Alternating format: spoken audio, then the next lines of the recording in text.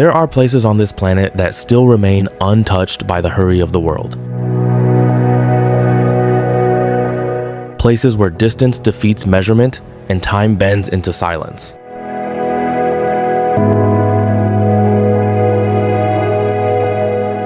Siberia. Not a single country, not even a borderland, but a space so vast it humbles imagination. Stretching east from the Urals to the Pacific, from the icy Arctic Ocean to Mongolia's windswept steppe, it holds 1/10 of the land on Earth. And yet, fewer people live here than in many of our cities. Winter claims it for most of the year. The snow becomes horizon, and the horizon emptiness. But within that emptiness lives something rare, the sound of the earth simply breathing. Here, silence is not the absence of life. It is the presence of everything else.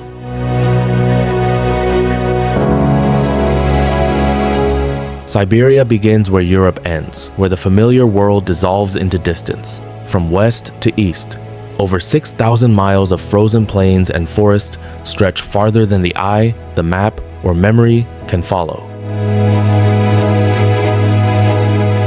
Beneath the snow lies one of the planet's oldest bones, the Siberian craton, 500 million years of stone. Mountains have risen and eroded. Ice ages have come and gone, and yet this land, this plate of ancient earth, remains.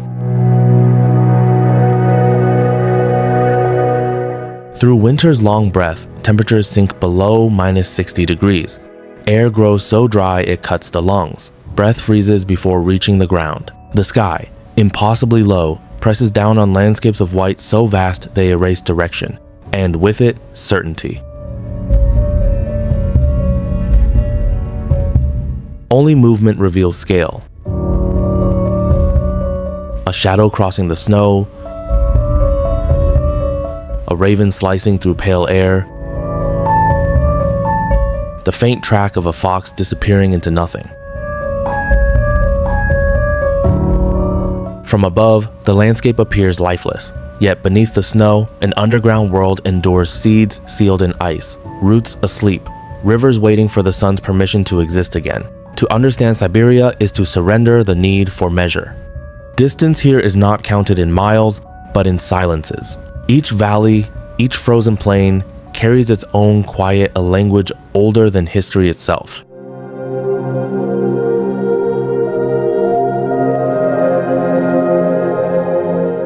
As the light fades, the air begins to sing faintly.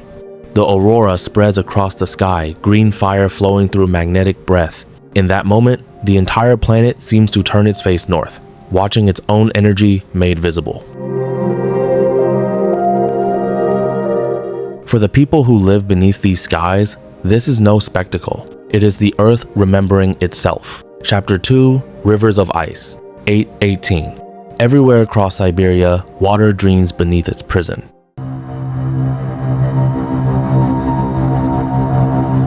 Three of the planet's great rivers, the Ob, the Yenisei, and the Lena, carry life across half the continent. In winter, they sleep, sealed beneath ice, thick as a man's height. The silence above is complete, yet under the surface, currents whisper slow, patient, waiting. When the sun finally returns, it returns all at once. The thaw comes like revelation. Miles of ice buckle, fracture, and drift, releasing months of stillness in a single rush. It is as if the entire land exhales. For a few short weeks each year, these rivers transform from frozen roads to torrents of motion. The roar can be heard from miles, a sound of freedom and of chaos. Entire slabs of ice break loose and crash downstream, pulverizing everything in their path. Then the fury fades, calm returns, the current steadies. These rivers sustain more than landscapes. They hold memory. Along their banks stand the traces of vanished cultures, the Paleolithic hunters, the Bronze Age nomads, the exiles and dreamers who were pushed beyond the edge of empire. Long before cities, before borders, these waters shaped how humans and animals moved across the continent. Even now, they define daily life. Highways in winter when frozen solid, lifelines in summer for trade and passage.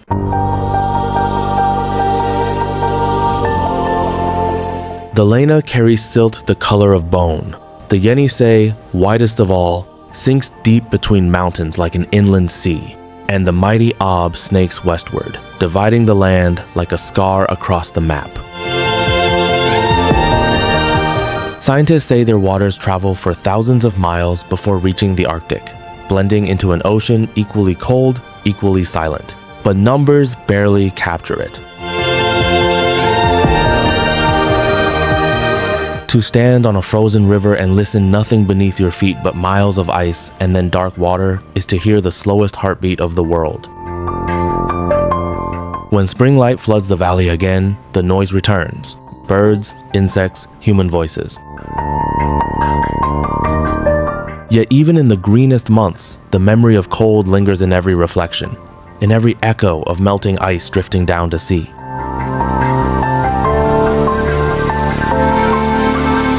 In the south of Siberia lies a rift the earth has never closed, a deep scar filled by time and water.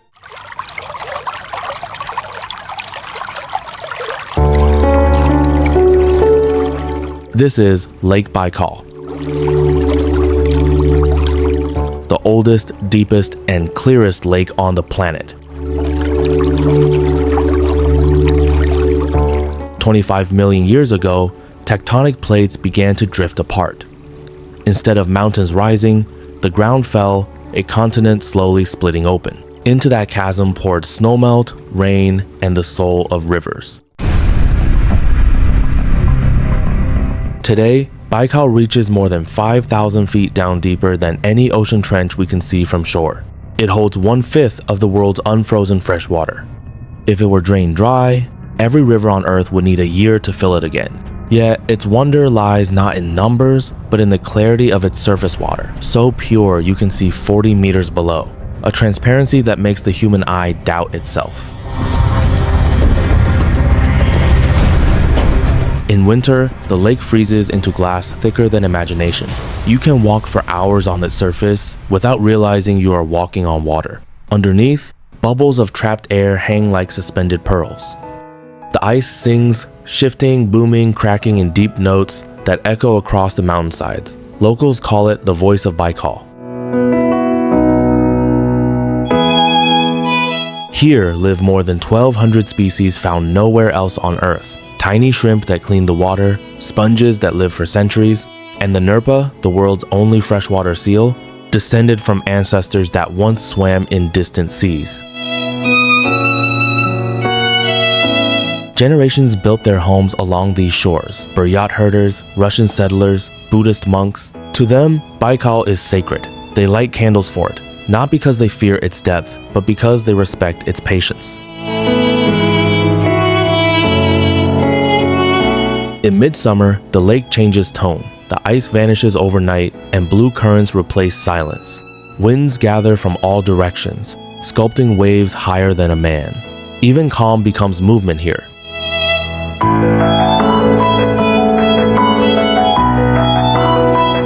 Baikal's depths hold history too. From ancient mammoth bones to 19th century shipwrecks, everything that falls into these waters remains perfectly preserved in the cold. Each object sinks into stillness, untouched for centuries.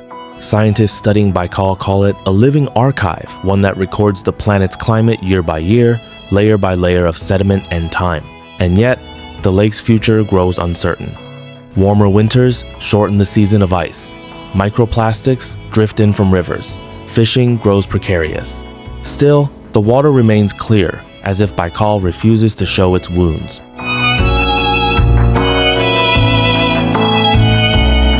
Standing at its shore, you can feel that refusal, a stillness not of death, but of endurance. Baikal doesn't belong to us. It belongs to the earth itself, a reminder that longevity is a form of resistance.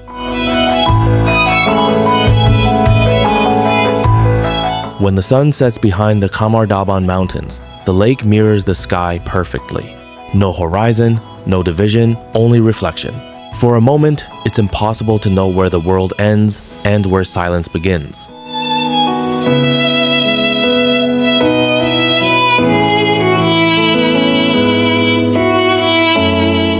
Across most of Siberia, human life thins until it seems almost accidental. Scattered villages, threads of smoke, a voice echoing from miles away.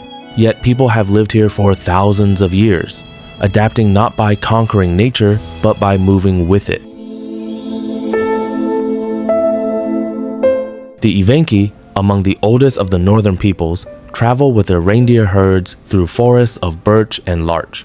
Their tents, chums, rise and vanish with the seasons. They follow snow lines instead of borders, instinct instead of maps. Farther east, the Sakha, or Yakut, endure the cold like no others. In the city of Oymyakon, the world's coldest inhabited settlement, average winter temperatures fall below 40 degrees Celsius. Children walk to school in air that could freeze breath into crystal dust. At night, frost etches patterns on window glass like handwriting from another world. Daily life here is a choreography of survival, chopping firewood before dawn, milking horses for fermented kumis, repairing engines that fail every few hours in the cold. Their resilience is quiet, practical, free of romance. They do not call this place harsh, they call it home. To the west lies Norilsk, born from tragedy and steel.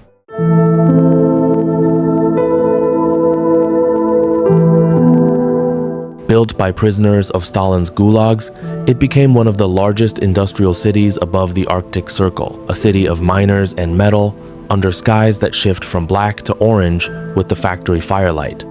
It's a wound turned into permanence, a reminder that civilization also leaves scars.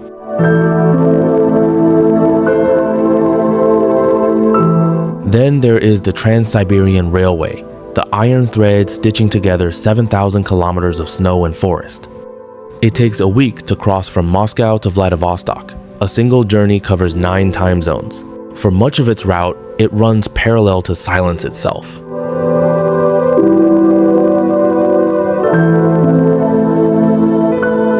Inside the cars, people sip tea from glasses in metal holders, watching infinite whiteness roll past the window. Conversations fade, the rhythm of wheels becomes hypnotic. The train moves, but the landscape hardly changes. You begin to feel that motion and stillness are the same thing.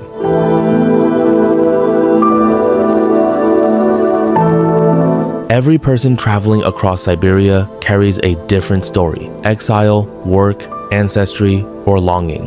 In this vastness, personal histories shrink until they seem almost weightless. What remains is endurance, the capacity to exist without the constant need to leave a mark. Siberians often say the land shapes character more than history does. It teaches patience, humility, a tolerance for solitude. When the wind rises and the temperature falls, there is no room for illusion, only adaptation. At dusk, smoke from village chimneys drifts level with the horizon, mixing with fog. The color of the snow deepens to blue. In windows, yellow light burns like embers against the great white dark. This is civilization's furthest whisper, fragile, human, temporary.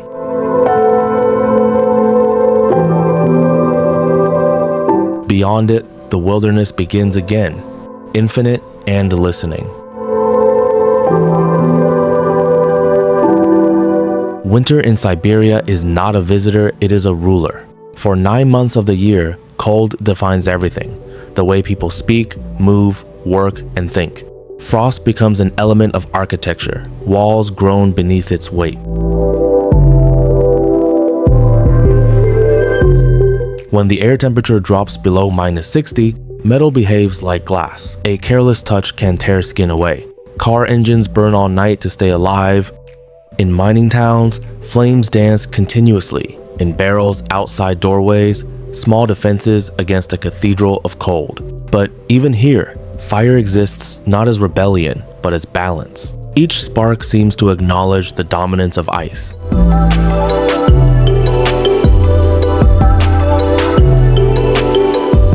The Siberian night carries an unusual light not from the sky, but from the snow itself. Moonlight scatters invisibly through crystals, painting shadows that glow faintly blue.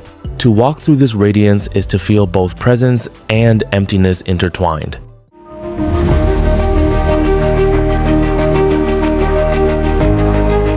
Yet, summer brings a different threat.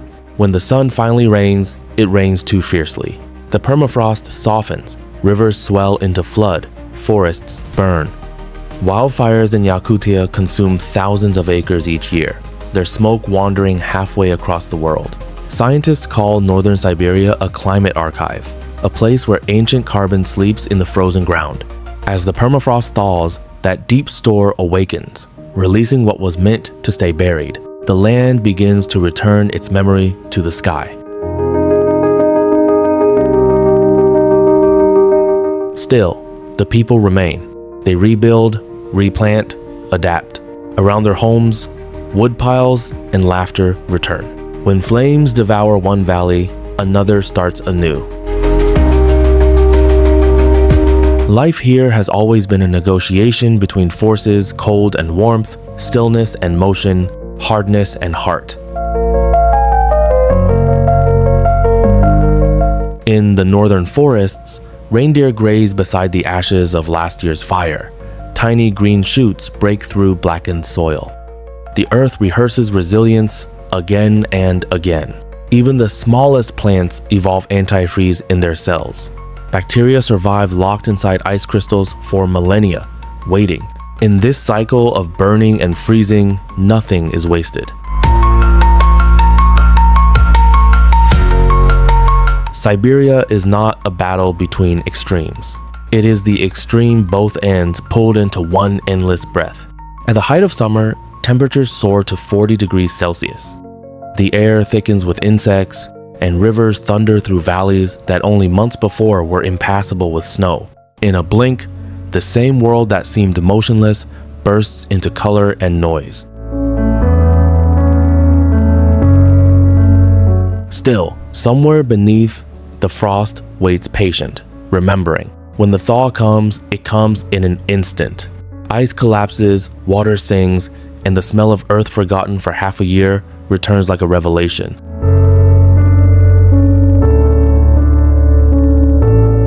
The first green shoots pierce the snow crust. Brown transforms to emerald within days. Birds fill the air, reclaiming branches they abandoned to silence. For a moment, Siberia blooms like nowhere else on Earth.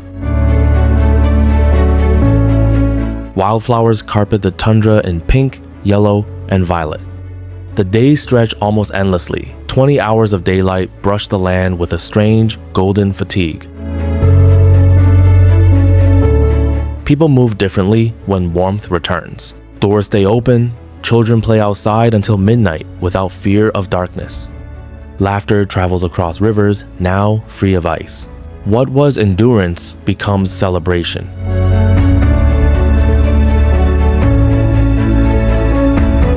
Farmers plant in frozen soil that never truly thaws, trusting speed over stability. They know what's coming autumn waits close behind spring. Life here is compressed into a single, feverish season. Insects rise by the billions clouds of midges shimmering above wetlands, feeding swallows and bats. Elk give birth along forest edges. Salmon push upstream through meltwater still tasting of snow.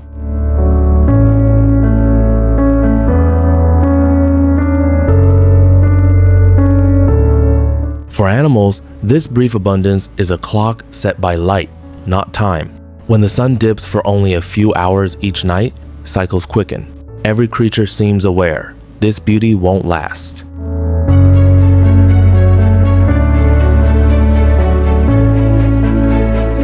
As weeks pass, the green deepens. The first hints of gold appear at the edges of leaves. The land, so newly alive, already prepares for sleep again. Scientists studying these rhythms describe Siberia as the planet's fastest season. No transition elsewhere happens so abruptly, or with such quiet comprehension. Summer dissolves gently into autumn. The birch forests ignite into color, a silent fireworks display across millions of trees. Wind carries the scent of resin and soil. In the fields, farmers hurry to harvest before the first snow. Evening light turns amber, then crimson, then disappears early each day. By late September, frost creeps back along the grass. Birds gather on telegraph wires, waiting for the wind that will take them south.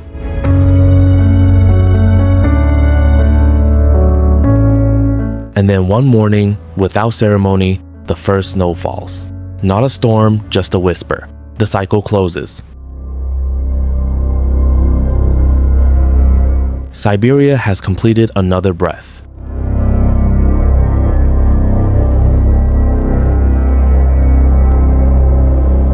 The taiga, that endless sea of conifer and snow, is the beating heart of Siberia. Stretching across 5 million square kilometers, it forms the largest forest on Earth, larger even than the Amazon. Each tree here is both solitary and part of a collective organism. Their roots interlace underground, sharing water, minerals, warning signals. When one falls, others compensate, a silent network of endurance. At dawn, fog drifts between trunks, and every droplet catches the faintest light. The forest does not wake quickly, it murmurs.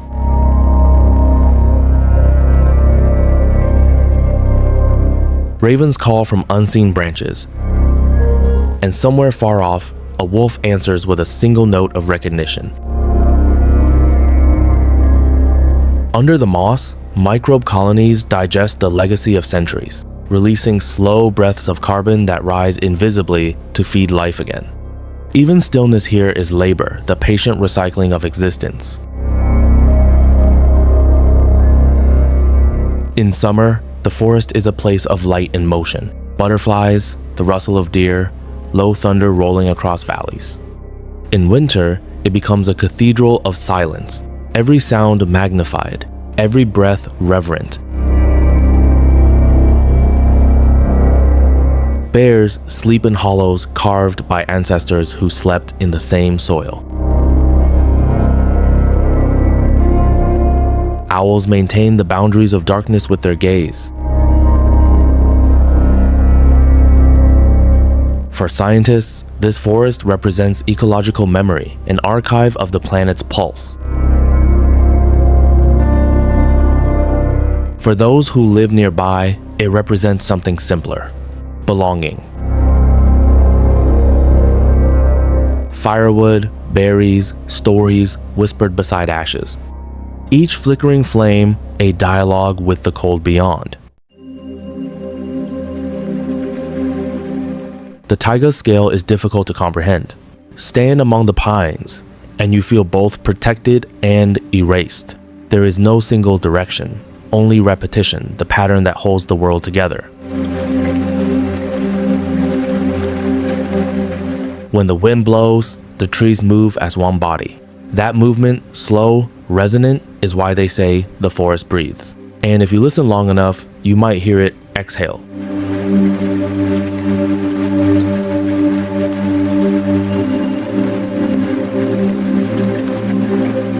Somewhere beyond the last village, the snow stretches unbroken toward the horizon. A single person walks across it, perhaps a herder, a traveler, or a scientist. Their figure is swallowed by distance until only movement is visible, then even that disappears.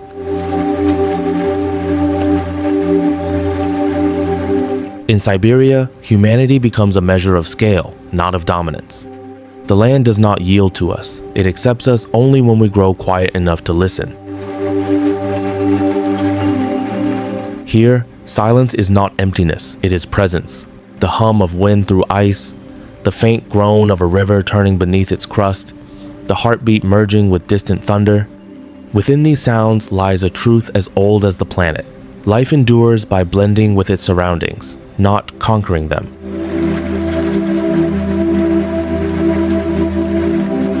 We call this place remote, yet it feels strangely intimate.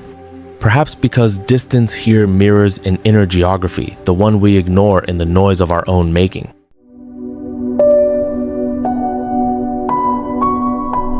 Every traveler who crosses Siberia returns changed, though they may not know why.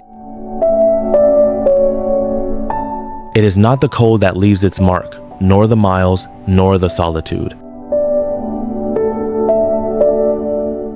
It is the realization that the earth does not need our attention to keep existing. It only needs our respect.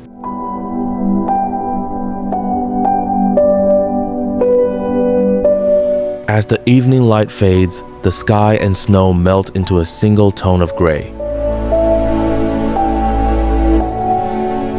The camera pulls back, higher and higher, until the horizon curves gently the edge of the planet revealed beneath a thin layer of cloud. In that view, silence becomes limitless again.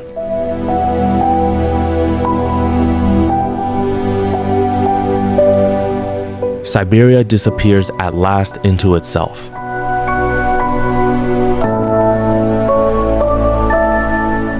And for one final breath before darkness, the world is still,